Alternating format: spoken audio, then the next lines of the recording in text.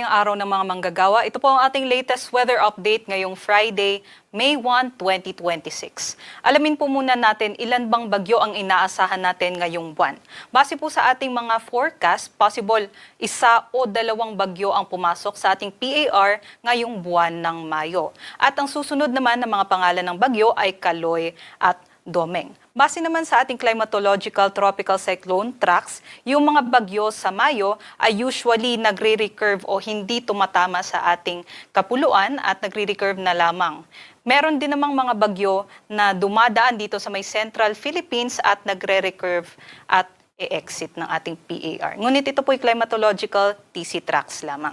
Pumunta na po tayo sa magiging taya ng panahon ngayong araw. Patuloy pong umiiral itong easterlies o yung hangin galing sa karagatang Pasipiko na magdadala ng mataas na tsansa ng mga pag-ulan dito sa may Visayas and Mindanao area. But other parts of the country naman, inaasahan natin yung init at maalinsangang panahon buong maghapon. Although possible pa rin naman yung mga tsansa ng mga thunderstorms pagsapit ng hapon hanggang sa gabi. Sa ngayon, wala naman po tayong nakikita na bagong sama ng panahon sa loob at labas ng ating PAR.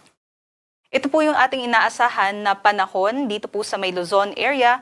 Buong Luzon po, inaasahan natin yung mainit nga at maalinsangang panahon. Although, possible yung afternoon rain showers and thunderstorms. Pero yung mga pag-ulan na ito ay mga panandalian lamang.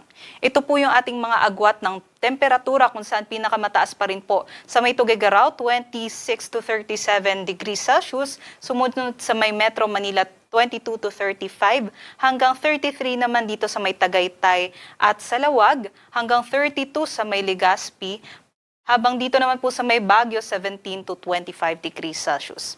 Dumako po muna tayo dito sa may Palawan, Visayas at sa may Mindanao. Dulot nga po ng easterlies, ngayong araw magiging maulap dito po sa areas ng Zamboanga Peninsula, Basilan, sa may Northern Mindanao, Caraga, maging sa may Davao Oriental. So magdala po tayo ng mga payong dahil yung mga pag-ulan po na ito ay possible po light to moderate lamang at panandalian. Although yun nga po, in between dun sa mga pag-ulan na yun ay maaari po tayo makaranas ng mainit pa rin na panahon.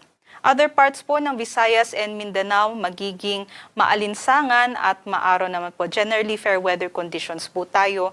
Ngunit yun nga po magiging mainit, so magdala po tayo ng tubig at mga payong panangga po sa init ng araw, maging tubig po para po iwas sa dehydration. Ito po yung ating mga agwat ng temperatura kung saan pinakamataas po sa may Davao, 26 to 35 degrees Celsius. Sumunod po sa may Zamboanga, 25 to 34, hanggang 33 naman sa may Kalayaan Islands, Iloilo, at hanggang 32 naman po dito sa may Puerto Princesa, Cagayan de Oro, at hanggang 31 degrees Celsius sa may Cebu at sa may Tacloban. Ito po yung mga air temperature pa lamang o yung temperatura ng hangin, iba pa po yung heat index na may factor po yan ng halumigmig o yung moisture sa hangin.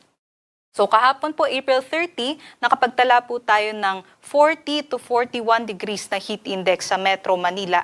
Habang yung pinakamataas natin, umabot po sa danger level 44 degrees Celsius sa may Iloilo City, Iloilo, maging dito sa may Dumangas, Iloilo.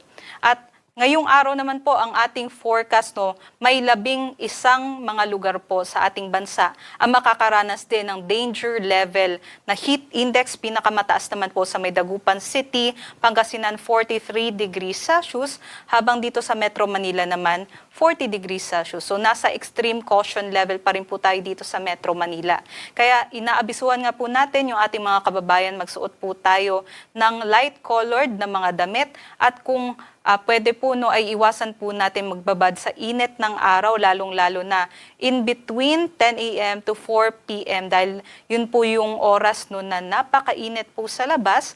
At kung maaari din po ay yung mga extreme caution level na category po kasi maaari po itong magdulot ng mga heat exhaustion at heat cramps, and also possible din po yung heat stroke kung magbabad pa tayo sa init ng araw. So hanggang maaari nga po, especially sa ating mga senior citizens at dun sa mga merong mga comorbidities ay iwas-iwas na lamang po tayo na lumabas-lubas ngayong araw. Para naman po sa kalagayan ng ating karagatan, wala naman po tayong gale warning sa ngayon, kaya't malaya naman po makakapagdayag yung ating mga kababayan. Dito sa Metro Manila, ang araw po ay sisikat mamayang 5:34 a.m. at lulubog naman mamayang 6:13 p.m. Para sa mga karagdagang impormasyon, bisitahin po ang ating social media accounts sa X, Facebook at sa YouTube. At para sa mas detalyadong impormasyon, bisitahin naman po ang ating mga website pag-asa.dosc.gov.ph at panahon.gov.ph. Muli ito po si Lian Loreto. Mabuhay po ang Pilipinong manggagawa.